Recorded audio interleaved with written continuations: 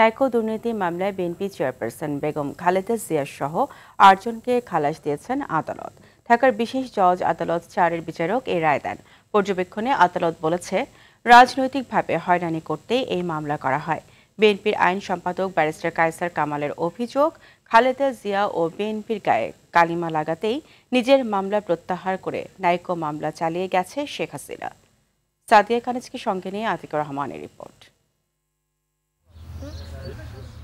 বহুল আলোচিত নাইকো দুর্নীতি মামলায় বিএনপি চেয়ারপারসন খালেদা জিয়া সহ ৮ আসামিকে খালাস দিয়েছেন আদালত। ঢাকার বিশেষ জজ আদালত ৪-এর বিচারক রবিউল আলমের আদালত এই রায় ঘোষণা করেন। খালেদা জিয়া বর্তমানে চিকিৎসার জন্য লন্ডনে অবস্থান করছেন। তার পক্ষে আদালতে উপস্থিত ছিলেন তার আইনজীবী মোহাম্মদ জিয়াউদ্দিন জিয়া।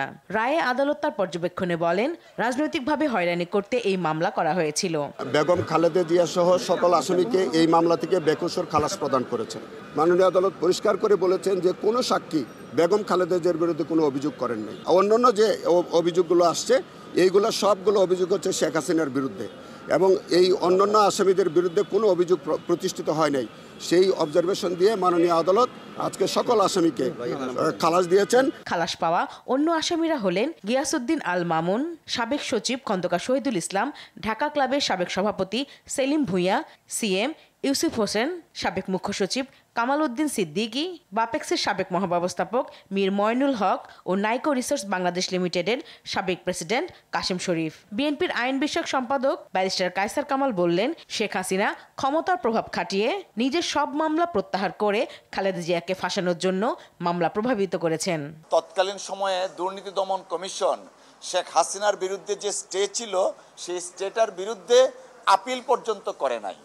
অথচ দেশনেত্রী বেগম খালেদা জিয়ার বিরুদ্ধে কোনো ধরনের কোনো যৌক্তিক বা আইনগত অভিযোগ না থাকা সত্ত্বেও সেই মামলা দিয়ে দেশনেত্রী বেগম খালেদা জিয়াকে অনেকভাবে নাজেহাল করা হয়েছিল। বেগম খালেদা জিয়াকে যেন রাজনৈতিকভাবে হয়রানি করা যায় এবং বিএনপির নামে যেন কালিমা লেপন করা যায়, তার জন্য শেখ হাসিনা ওয়াজেদ আদালতকে ব্যবহার করতেন এবং দুর্নীতি দমন কমিশনকে ব্যবহার করতেন। আসামিদের মধ্যে মোশাররফ হোসেন, ব্যারিস্টার মওদুদ আহমেদ, বাপেক্সের সাবেক সচিব শফিউর রহমান মারা যাওয়ায় মামলার দায় থেকে তাদের অব্যাহতি দেয়া হয়। 2007 সালে খালেদা জিয়ার বিরুদ্ধে নাইকো দুর্নীতি মামলাটি দায়ের করে দুদক। 2008 সালের 5 মে খালেদা জিয়া সহ 11 জনের বিরুদ্ধে দুদক আদালতে অভিযোগপত্র জমা দেয়।